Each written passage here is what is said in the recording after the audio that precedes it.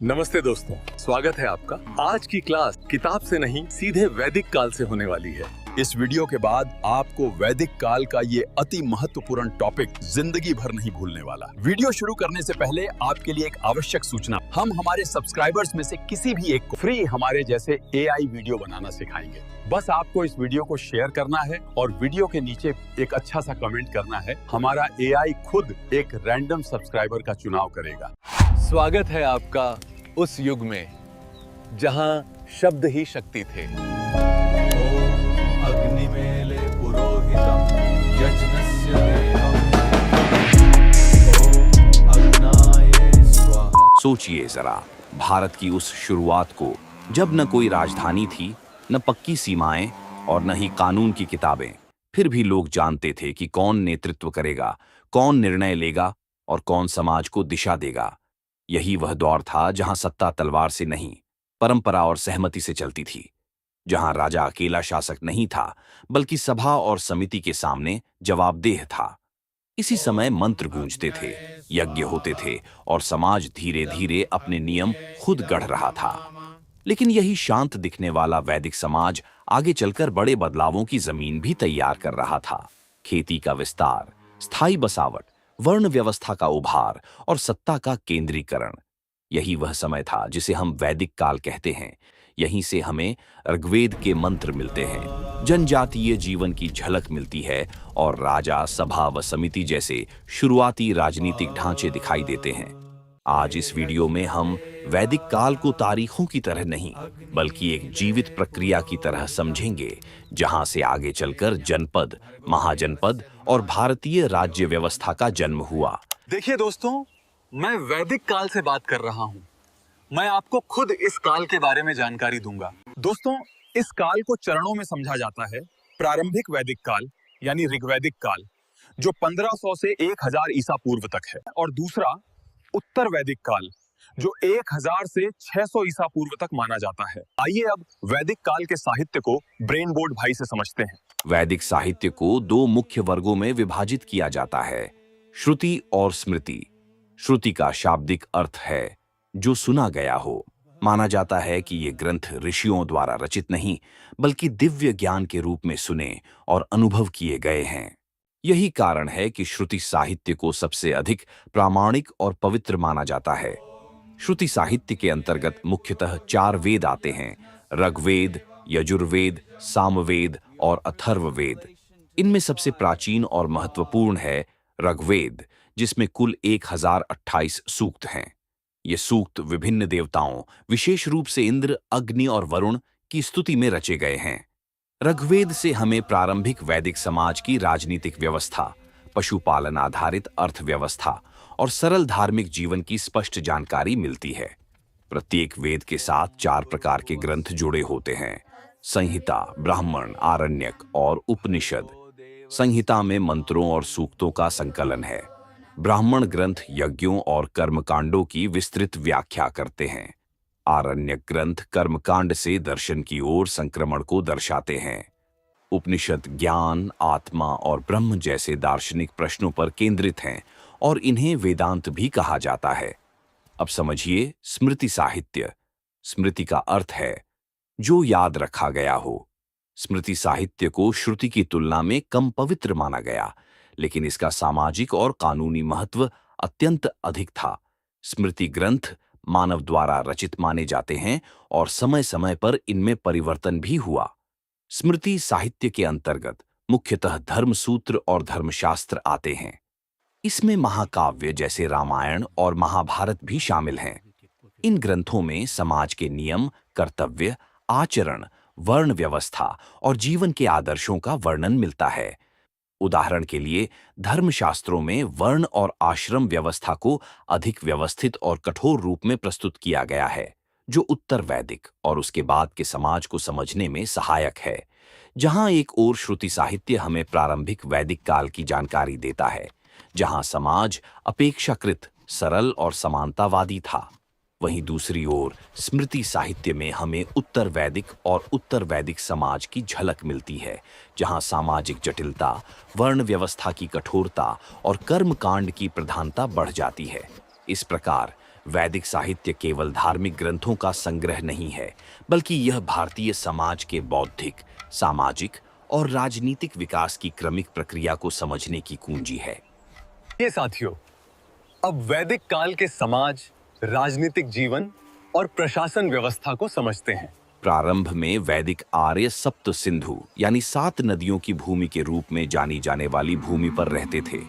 ये 7 नदियां थीं सिंधु, विपासा यानी कि व्यास, वितस्ता यानी कि झेलम, परुष्णी यानी रावी, असिकनी जिसे चेनाब कहते हैं, शूतुद्री यानी सतलुज और सरस्वती जो आज विलुप्त हो चुकी है।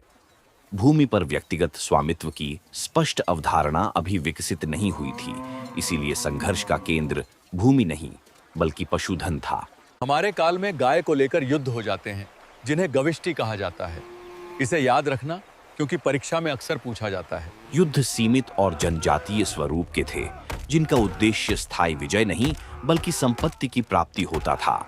अब समझिए वैदिक काल का राजनीतिक जीवन, पॉलिटिकल लाइफ इन वैदिक एज। यह भाग आपके एग्जाम के लिए अति महत्वपूर्ण है। पूर्व वैदिक काल में राजनीतिक संरचना में शासन का राजशाही रूप शामिल था, जिसमें राजा को राजन के नाम से जाना जाता था। दोस्तों, मैं हूं राजन। इस युग में मैं वंशानुगत हूं, लेकिन पूरी तरह निरंकुश नहीं हूं। मुझे गौपति भी कहते हैं, क्योंकि मैं मवेशियों की रक्षा करता हूं। मैं सभा और समिति की मदद से शासन करता हूं। राजा का मुख्य कार्य था जनजाति की रक्षा करना, युद्ध में नेतृत्व करना, कानून और व्यवस्था बनाए रखना, यज्ञों और धार्मिक अनुष्ठानों का संरक्षण करना था। यह राजनीति किसी केंद्रीकृत राज्य या साम्राज्य पर आधारित नहीं थी, बल्कि कबीलाई संगठन और सामूहिक निर्णय प्रक्रिया पर टिकी हुई थी। वैदिक काल में राजनीति का उद्देश्य शासन करना नहीं, बल्कि समुदाय की रक्षा और संतुलन बनाए रखना था। प्रारंभिक वैदिक काल में राजनीतिक इकाई जन थी, न कि राज्य। जन मूलतः एक कबीला या जनजाति था, जिसकी पहचान रक्त संबंध और साझा परंपराओं से होती थी। किसी निश्चित भूभाग की अवधारणा स्पष्ट नहीं थी, इसलिए इस काल में क्षेत्रीय राज्य का अभाव था। यही कारण है कि प्रारंभिक वैदिक राजनीति को जनजातीय राजनीति कहा जाता है। सामाजिक समूह का श्रेणीबद्ध विभाजन कुल यानी परिवार, फिर ग्राम, फिर विश्व, उसके बाद जन के रूप में किया गया था। अब समझिए सबसे महत्वपूर्ण राजनीतिक संस्थाएं, सभा और समिति, जिससे पेपरों में भर भर के क्वेश्चन पूछे जाते हैं। सभा शब्द आर्य वैदिक काल में एक समूह को संदर्भित करता है। जन के बड़े सदस्यों द्वारा सभा में भाग लिया जाता था। इस सभा में सभावती के नाम से जानी जाने वाली महिलाओं ने भी भाग लिया था। हालांकि उत्तर वैदिक काल में महिलाओं ने सभा में भाग लेना बंद कर दिया था। सभा में संगीत, नृत्य और जादू टोना के साथ साथ जुआ भी खेला जाता था। इस सभा द्वारा प्रशासनिक और न्यायिक कार्य किए जाने के साथ दैनिक जीवन के मामलों पर चर्चा की जाती थी। समिति एक राजनीतिक संगठन और निर्णय लेने वाली संस्था थी। राजा सभा और समिति का समर्थन हासिल करने के लिए उत्सुक रहते थे। लोगों की सभा में किए जाने वाले राजनीतिक कार्य और विचार विमर्श को समिति द्वारा निष्पादित किया जाता था। राजनीतिक कार्य के अलावा समिति दार्शनिक मुद्दों पर भी चर्चा करती थी। सभा में प्रार्थना और धार्मिक समारोह प्रमुख विषय के रूप में शामिल होते थे। हालांकि इस सभा को पूर्व वैदिक काल के अंत में जाकर महत्व मिला। विदत ये सबसे पुरानी जनजातीय सभा थी। ऋग्वेद में विदत शब्द का 122 बार उल्लेख हुआ है और इसलिए ये सबसे महत्वपूर्ण सभा प्रतीत होती है। इस सभा का उद्देश्य धर्मनिरपेक्ष, सैन्य, आर्थिक, सामाजिक और धार्मिक उद्देश्यों के लिए निर्णय लेना था। इन सभाओं में महिलाओं की समान भागीदारी थी। विभिन्न कुलों और कबीलों ने अपने देवताओं की पूजा के लिए विदत का एक सामान्य आधार के रूप में इस्तेमाल किया। प्रशासन और अधिकारी वैदिक काल में कोई विकसित नौकरशाही नहीं थी, लेकिन कुछ प्रशासनिक पद मौजूद थे, जैसे पुरोहित, धार्मिक और सलाहकार भूमिका वाले व्यक्ति, सेनानी, युद्ध और सुरक्षा का दायित्व रखने वाले व्यक्ति, ग्रामणी, ग्राम स्तर का प्रमुख व्यक्ति। ये पद आज के प्रशासन की तरह स्थायी नहीं थे, बल्कि आवश्यकता आधारित थे। कर व्यवस्था, टैक्सेशन। हमारा राजा हमसे बलि नामक कर लेता है। ये कोई अनिवार्य कर नहीं है, बल्कि ये हमारा स्वैच्छिक योगदान है। इसका उपयोग जनजाति की सुरक्षा और यज्ञों के लिए किया जाता था। इससे यह स्पष्ट होता है कि वैदिक काल में कर व्यवस्था अभी प्रारंभिक अवस्था में थी। वैदिक काल में कोई स्थायी सेना नहीं थी। युद्ध के समय जनजाति के सदस्य ही सैनिक का कार्य करते थे। युद्ध का उद्देश्य भूमि पर अधिकार नहीं, बल्कि पशुधन की प्राप्ति और जनजाति की प्रतिष्ठा था। युद्ध सीमित और अस्थायी होते थे। वैदिक काल की सामाजिक व्यवस्था, सोशल स्ट्रक्चर इन वैदिक एज, ये समाज मूलतः कबीलाई ढांचे पर आधारित था, जहां व्यक्ति की पहचान जन्म से अधिक उसके कर्म और सामाजिक भूमिका से तय होती थी। समय के साथ साथ यह व्यवस्था अधिक जटिल होती चली गई, जिसका स्पष्ट अंतर प्रारंभिक और उत्तर वैदिक काल के बीच दिखाई देता है। वैदिक समाज की मूल इकाई परिवार, कुल था। परिवार प्रायः पितृसत्तात्मक था, जिसमें पिता परिवार का प्रमुख होता था। कई कुल मिलकर ग्राम बनाते थे और ग्रामों का समूह विश कहलाता था। समाज में परस्पर सहयोग और सामूहिक उत्तरदायित्व की भावना प्रबल थी। इस काल में वर्ण व्यवस्था भी मौजूद है, लेकिन ये कठोर और जन्म आधारित नहीं है। समाज में 4 वर्ण ब्राह्मण, क्षत्रिय, वैश्य और शूद्र हैं। व्यक्ति का वर्ण उसके कार्य और योग्यता से जुड़ा हुआ है। इन वर्णों के आधार पर समाज के विभिन्न कार्यों और जिम्मेदारियों का निर्धारण किया जाता था।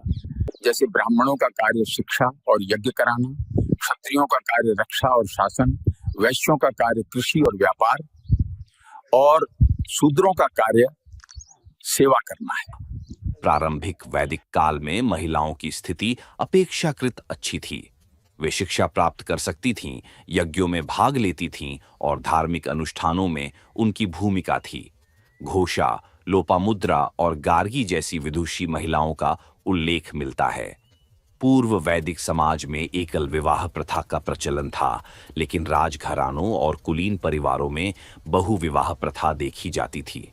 इस समय बाल विवाह निषिद्ध था और सामाजिक भेदभाव मौजूद तो थे, लेकिन कठोर और वंशानुगत नहीं थे। वैदिक समाज में दासों का उल्लेख मिलता है, लेकिन प्रारंभिक काल में दास प्रथा व्यापक सामाजिक उत्पीड़न का रूप नहीं लेती। अब समझिए, दास और दस्यु कौन थे? यह वैदिक काल के वे लोग थे जिन्हें आर्यों ने अपने विरोधी या शत्रु माना है। दस्यु अक्सर गैर यज्ञ करने वाले, अलग भाषा बोलने वाले और लिंग पूजा करने वाले कबीले थे, जबकि दास बाद में युद्धबंदी या गुलाम बन गए। लेकिन आधुनिक समय में दास शब्द का उपयोग ईश्वर के भक्त के लिए होता है। विद्वानों के अनुसार ये आर्यों के ही एक विरोधी समूह थे, जो अलग संस्कृति और भाषा रखते थे और बाद में समाज का हिस्सा बन गए। खासकर दस्यु शूद्रों से जुड़े हुए माने जाते हैं। शिक्षा का उद्देश्य केवल ज्ञान प्राप्ति नहीं, बल्कि चरित्र निर्माण था। शिक्षा मुख्यतः मौखिक थी और गुरु शिष्य परंपरा पर आधारित थी। इस चरण में कृषि का अस्तित्व तो था, लेकिन वह सीमित और सहायक गतिविधि के रूप में विकसित थी। लोहे के व्यापक उपयोग के अभाव में बड़े पैमाने पर खेती संभव नहीं थी। भूमि पर व्यक्तिगत स्वामित्व की स्पष्ट अवधारणा नहीं थी, इसलिए कृषि उत्पादन और अधिशेष सीमित था। वैदिक काल में व्यापार मुख्यतः विनिमय प्रणाली, बार्टर सिस्टम पर आधारित था। वस्तु के बदले वस्तु का आदान प्रदान होता था। उत्तर वैदिक काल में निष्क जैसे धातु के टुकड़ों का प्रयोग मूल्य के रूप में होने लगता है। हालांकि सिक्कों का प्रचलन अभी विकसित नहीं हुआ था। वैदिक धर्म का उद्देश्य सांसारिक जीवन में समृद्धि, सुरक्षा और संतुलन प्राप्त करना था, न कि मोक्ष की दार्शनिक खोज जो बाद में प्रमुख होती है। वैदिक धर्म में मूर्ति पूजा का अभाव था। पूजा का मुख्य माध्यम यज्ञ था, जिसमें मंत्रोच्चार द्वारा देवताओं को आहुतियां दी जाती थीं। देवताओं से इस लोक की इच्छाएं जैसे वर्षा, संतान, पशुधन, विजय मांगी जाती थीं। धर्म का स्वरूप व्यावहारिक था, न कि तपस्या या वैराग्य पर आधारित। ऋग्वैदिक देवताओं को सामान्यतः 3 वर्गों में बांटा जाता है। आकाशीय देवता, सेलेस्टियल गॉड्स। इंद्र ऋग्वैदिक काल के सबसे प्रमुख देवता। उन्हें वर्षा, युद्ध और शक्ति का देवता माना जाता था। इंद्र को वृत्रहंता कहा गया है। वरुण रथ और नैतिक व्यवस्था के रक्षक थे। वायुमंडलीय देवता, एटमॉस्फेरिक गॉड्स। इंद्र इस वर्ग में भी प्रमुख थे। मरुत आंधी तूफान के देवता थे, पृथ्वी आधारित देवता टेरेस्ट्रियल गॉड्स, अग्नि यज्ञ का देवता और देवताओं व मनुष्यों के बीच दूत सोम, पवित्र पेय और उससे संबंधित देवता थे, सूर्य, उषा, पृथ्वी, द्यौस, प्रकृति से जुड़े अन्य देवता था। अपने एग्जाम के लिए एक इंपॉर्टेंट फैक्ट जरूर याद रखना, हमारे काल में इंद्र सबसे प्रमुख देवता हैं, न कि विष्णु या शिव। तो साथियों, यही था वैदिक काल, जहां समाज कबीलाई था, धर्म प्रकृति से जुड़ा था और ज्ञान गुरु शिष्य परंपरा से आगे बढ़ता था। अगर ये बातें एग्जाम में काम आए तो समझ लेना हमारी यात्रा सफल रही। इसके बाद अगला वीडियो उत्तर वैदिक काल का आएगा। और आपको फिर से याद करवा दूं, हम रैंडमली किसी भी हमारे एक सब्सक्राइबर को जो हमारी वीडियो को शेयर करेगा और इस वीडियो के नीचे एक सबसे अच्छा कमेंट करेगा, उसे फ्री में AI वीडियो बनाना सिखाएंगे। तो चलिए, आप सभी का धन्यवाद, मिलते हैं अगली वीडियो में।